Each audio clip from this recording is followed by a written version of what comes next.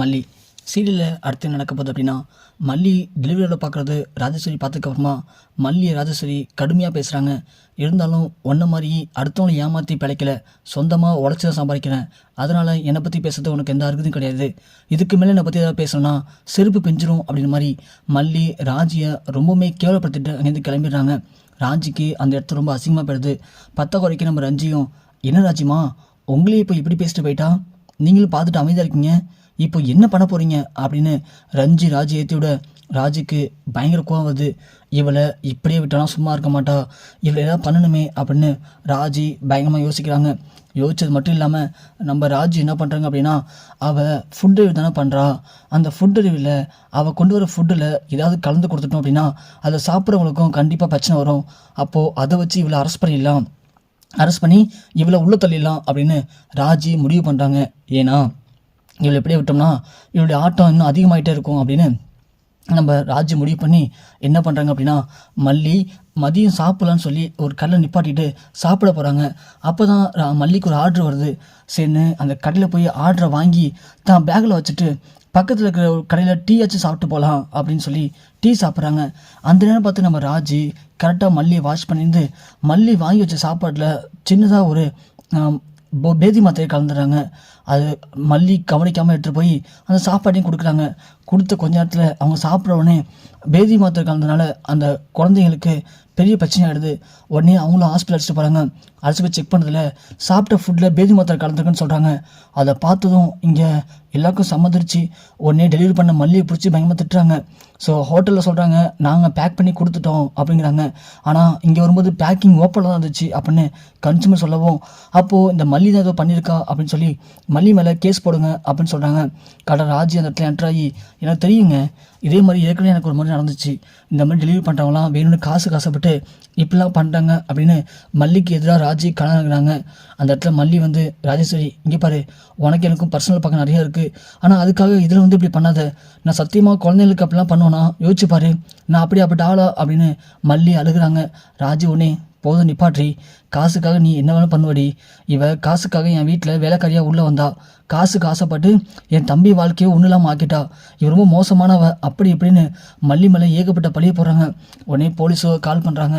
ஆனால் மல்லி உடனே கெஞ்சுறாங்க, இங்கே பாருங்க நான் சொல்கிறத ஒரு கேளுங்க, நான் அப்படி சத்தியமாக பண்ணவே இல்லைங்க, இது எப்படி நடந்துச்சுன்னு தெரியலைங்க, நான் சாப்பாடு கொண்டு வச்சுட்டு ஒரு டீ கல்லில் டீ குடித்தேன், அவ்வளோதான், அடுத்தது நேராக இங்கே வந்துட்டேன், ஒருவேளை அந்த இடத்துல கூட இப்படி நடந்திருக்க வாய்ப்பு இருக்குது, நான் சொல்கிறது கேளுங்க அப்படின்னு சொல்ல, அதெல்லாம் ஒன்றும் கேட்க முடியாது, நீ தான் இப்படி பண்ணியிருக்க, ஏங்க போலீஸுக்கு கால் பண்ணுங்க அப்படின்னு அந்த குழந்தையுடைய அம்மா சொல்கிறாங்க. மல்லி பயங்கரமாக அழுதுகிட்டு நேராக அவங்க கால் விழ போகிறாங்க. நான் சொல்கிறது ஒரு கேளுங்க, என் கூட கிளம்பி வாங்க, நான் எங்கே நிப்பாட்டி டீ குடிச்சேன்னு சொல்கிறேன், அங்கே வந்து செக் பண்ணி பார்த்தா கண்டிப்பாக தெரியுங்க அப்படின்னு சொல்ல, உடனே அந்த குழந்தையுடைய அப்பா உடனே, ஏம்மா இருமா நான் வரேன் அப்படின்னு சொல்லிட்டு மல்லி அடிச்சுட்டு வராங்க. ராஜு உடனே, ஏங்க அங்கெல்லாம் போக வேணாங்க, நான் தான் சொல்கிறேன்ல, இவ அப்படி ஆளுதாங்க, நீங்கள் போலீஸ் கால் பண்ணுங்கள், போலீஸ் வந்தால் கண்டிப்பாக உண்மை என்னன்னு தெரியும் அப்படின்னு ராஜேஸ்வரி இங்கே போலீஸுக்கு கால் பண்ண சொல்கிறாங்க. உடனே போலீஸ் கால் பண்ணி போலீஸ் வந்துடுது. போலீஸ் வந்த உடனே இவங்க தான் வந்து ஃபுட்டில் இப்படி ஒரு விஷயத்தை கலந்து என் பொண்ணை கொல்லை பார்த்துருக்காங்க அப்படின்னு சொல்லி கொலை முயற்சி வழக்கில் மல்லியை கைது பண்ணுறாங்க. ஆனால் மல்லி பயங்கரமாக ஃபீல் பண்ணி அழுகுறாங்க.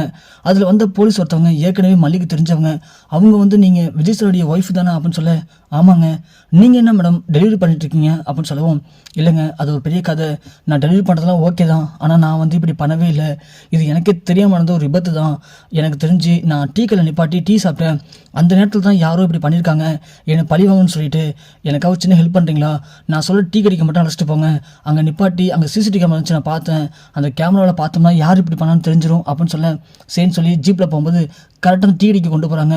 டீ கடையில் போயிட்டு வெயிட் பண்ணுறாங்க. வெயிட் பண்ணி சிசிடிவி கேமரா செக் பண்ணுறாங்க.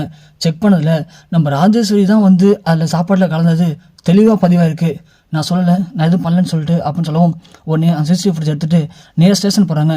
ஏற்கனவே ராஜேஸ்வரி அந்த குழந்தைய அப்பா அம்மா 2 பேர் அழைச்சிட்டு ஸ்டேஷன் வந்துருக்காங்க.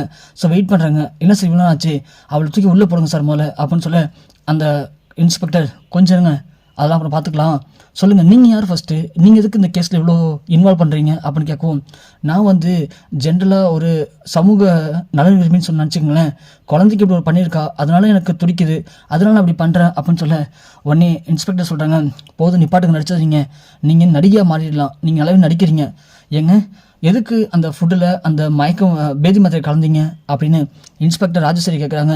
ராஜேஸ்வரி உடனே என்ன சார் என்ன கேட்குறீங்க அப்படின்னு சொல்ல, போதும் நிப்பாட்டுங்க, நான் தான் சொல்கிறேன்ல நீங்கள் நடிக்கிறீங்க அப்படின்னு, இந்த வீடியோ பாருங்கள் அப்படின்னு சொல்லி வீடியோ காட்டுறாங்க. வீடியோ பார்த்து ராஜேஸ்வரி கலந்துக்கிறது தெளிவாக தெரியுது. அதை பார்த்து அந்த குழந்தைய அம்மா வந்து ராஜேஸ்வரி பலன்னு வர விட்றாங்க. அடி பாவி, இன்னமும் நல்ல மாதிரி நடிச்சு என் கூட இருந்துக்கிட்டு கடைசியில் என் குழந்தைக்கு இப்படி துரோகத்தை பண்ணியிருக்கே, நில ஒரு மனுஷி அடி அப்படின்னு ராஜேஸ்வரி அறையவும் மல்லி உடனே பார்த்து ராஜேஸ்வரி நீ நினச்சிட்டு இருக்க நாம் நினைக்கிறது மட்டும் தான் நடக்கும் அப்படின்னு. அப்போல்லாம் இல்லை, என்றைக்குமே நல்லது மட்டும் தான் நடக்கும். ஸோ கெட்டது என்றைக்கா இருந்தாலும் கடைசியில் இப்படி தான் காலை வரை விட்டுரும் சார், பிடிச்சி உள்ளே போடுங்க சார், இவங்களாம் வெளியில் இருந்தால் கண்டிப்பாக எல்லாருக்கும் ஆபத்து தான் அப்படின்னு சொல்ல ராஜியை பிடிச்சி ஜெயிலையும் போகிறாங்க போலீஸ்காரங்க.